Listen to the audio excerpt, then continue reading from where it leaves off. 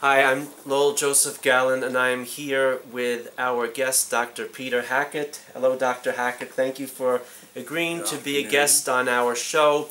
We are filming our Love Israel with Laura and Lowell TV interview series for New York's newest TV talk show, The Laura and Lowell Show. And Dr. Hackett, who is our guest for this segment, is a neurologist who was born in England, came to Israel 33 years ago. Yes. 33 years ago. And we're going to talk about his family, which is from Germany, and how in the 1920s and 30s, one by one, they got out or were gotten out of Germany to come to America before some of them ended up in England. Correct. Your father and your mother are both from Germany. Yes. And how did they get out, and when did they leave Germany? My mother left Germany at the beginning of 1936 for the United States, and she had an older brother who left Germany already in 1922 or 23, and was well established in America by the time my mother arrived, and she had an uncle who left Germany already in 1905 and was a successful industrialist in the United States. So they were able to give my mother affidavits so that she could settle in the States. And she was there for nearly 2 years. And then my parents got married in America, in New York, in Hanukkah 1937, so as to preserve my mother's immigration rights. That's why they got married in America. My father left Germany in October 1937. They got engaged in August of that year, August 37, and they knew each other already, I think, from the summer of 1934. That's when they first met. That was, of course, before my mother left Germany. And then they remained in touch during the time that my mother was in America, those 2 years. And then, as I said, in the summer of 1937, my parents got engaged. And then when my father arrived in America in 1937, I think he did try to get a job. He was a patent attorney. He tried to get a job in America and he wasn't successful. Now, whether this was because of the Depression, whether this was because of anti-Semitism, or whether it was a combination of the two, I don't know. But in any case, he was offered a job in England. His former boss in Germany, who was a Czech Jew, and took most of his best engineers from Germany to London and set up a firm doing similar work in England that his firm had done in Germany, and he needed an in-house patent attorney, so he offered my father a job. So my father took the job, and my parents recrossed the Atlantic. In 1937? Yes. Oh, that was already 1938. It was January 1938 they arrived in England. And so they settled in London, and my parents lived in London for the rest of their lives. So they were in London during the Nazi German Blitz, the air war. That's right. They were in London during the Blitz. I was born just after the Blitz, the main part of the Blitz anyway. I was born in October 1941. That's 4 months after Hitler invaded the former Soviet Union.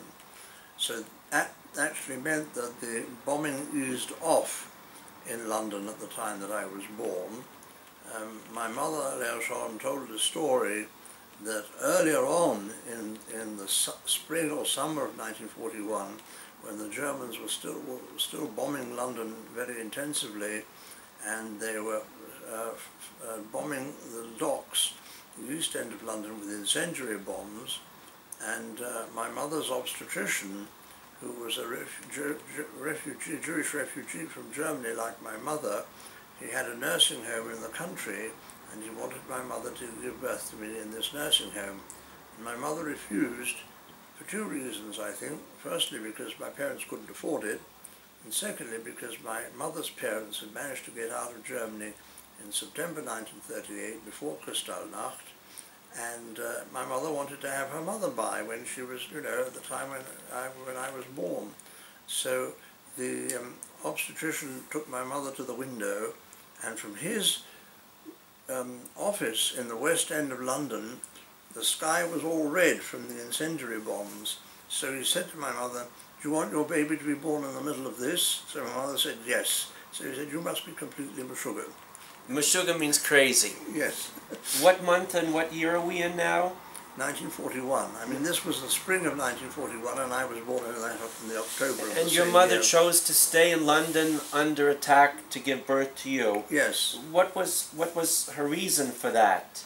Well, as I said, I think the reason was also financial, that my parents weren't very well off at the time. My father's boss, this Czech Jew, was suddenly under the illusion, as many people are when they haven't really lost all that much money, that they're on the, on the verge of bankruptcy, and he cut the salaries of all his employees. So just at the time when my parents needed the money most, my father was earning less than he had at one point. And my mother, in any case, my mother had graduated in the beginning of 1933 in law, but because of the In Germany. In Germany, but because of the Nazi laws, she was never able to practice law, and she then took an alternative training and trained as a seamstress, and that's what she worked in really for the rest of her life. When she was in America, for the 2 years that she was in America, she was living actually in Manhattan, and she worked as an alteration hand for various department stores in, like Saks Fifth Avenue, and I don't know which, I'm not sure, but the Saks Fifth Avenue, I know she worked there for a year. The other ones where she worked with, when she started out, she said, each for the first one she was fired after a week, I think the next one she was fired after 2 weeks, and so on. In Saks Fifth Avenue she managed to stay for a year. I want to add something about that. Most of our viewers will have seen Fiddler on the Roof and know the character of Mottel the Tailor. And the tradition of Jews in fashion and sewing and clothes making is very much alive in my family, so what you're saying resonates tremendously to me. My mother's father was a pattern maker. He explained that to me once, but I still don't understand what it is. And he was very proud that when they came to America through the Depression, he always had work. He was a good pattern maker.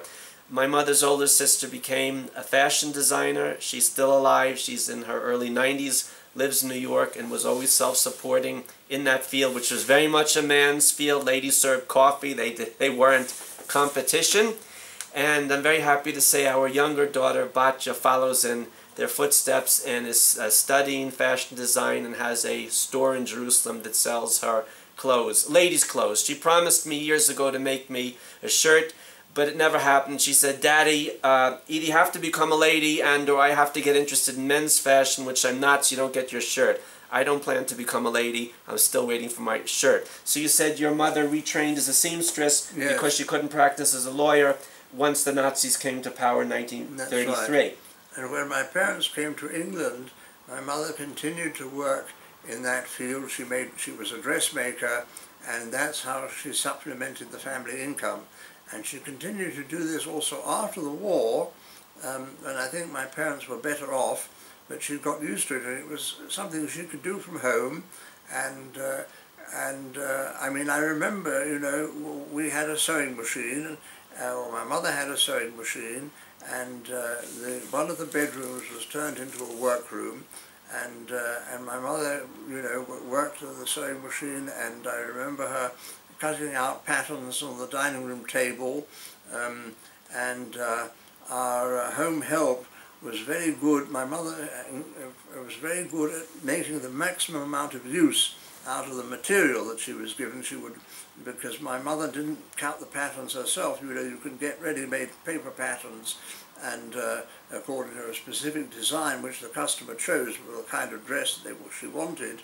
And then my mother would juggle the patterns and so as to make the most of the amount of material, because also during the war particularly all these things were rationed, so you could get only a certain amount of material to make the clothes. That was also one of the reasons why my mother's work was in demand, because it was difficult to get ready-made clothes, so people like to get clothes made to measure,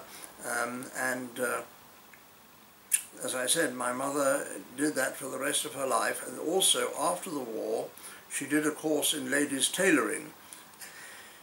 And she made some clothes, I think, for herself. She didn't make these for any other customers, but she made clothes for herself, tailored clothes, and she even made a sports jacket for my father. I'm still waiting for my shirt. Well, you see, my mother got there first. She made my father a very nice sports jacket, and she carried on actually going to the tailoring class, I think, for the rest of her life. Although, I suppose, strictly speaking, it wasn't necessary, but she liked to go there for the company, and anyway, so that's what she did. And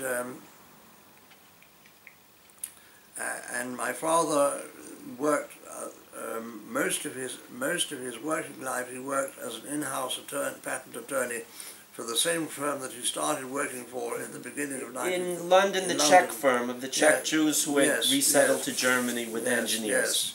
Yes, and he remained as an in-house patent attorney for this firm until he reached retirement age at the age of 65, and then he continued to work for a private, an independent firm of patent attorneys in London until the beginning of his last illness, which was 3 years before he was left, until he was 77 or 78. He worked continuously, regularly. He was a very active man. My mother, unfortunately, was nifter at a young age. She was only 47. She had breast cancer and was ill for 2 years, on and off. And so my father actually, he never remarried. He was a widower for something like 22 years. But he had a lot of, he was interested in music particularly. He used to go a lot to concerts. He enjoyed going to the opera. And he also enjoyed reading a great deal. He was a great one for reading the classics. Not so much in German. He didn't read any more in German, but he read a lot in English and in French. He had a very good command of French, he must be one of the few people, I think, who wasn't a native French speaker, who read the whole of Proust's Remembrance of Things Past, which is a very, very long novel, and the French isn't easy, I think, even for a Frenchman. And he, you know, he got through it. It took him quite a long time, but he started and finished it. And that's Marcel Proust? Yes. Is that the book on the persistence of memory? That's right. I'm an ignorant American. I know who Marcel Proust is. I know he wrote a famous book on memory, but I didn't read it. So your father read it in the original French, in which he was fluent. That's right. That's yes. Amazing.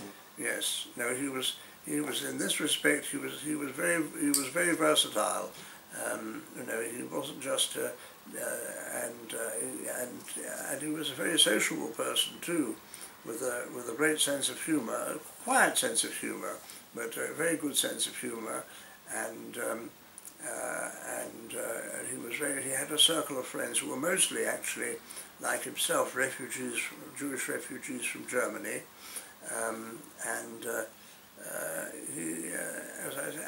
until his last illness. He had chronic lymphocytic leukemia, which ran a much more rapid course. It's generally speaking a relatively slowly developing illness. Many patients with this illness can live with it for 10, 15 years.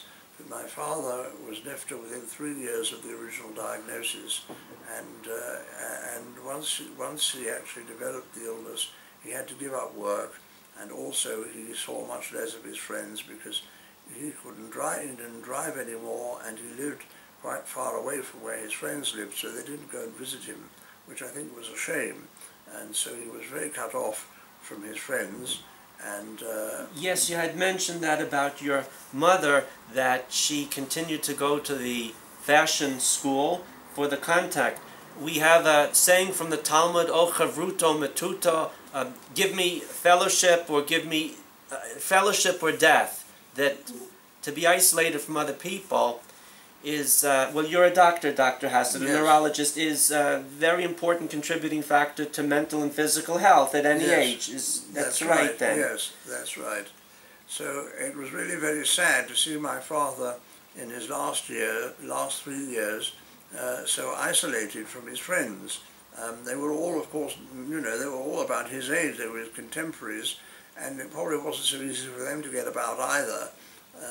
but there was really only one person who came to visit him on a regular basis, and he was actually a very distant cousin of my father's, but his parents were good friends of my parents, and he was also a doctor.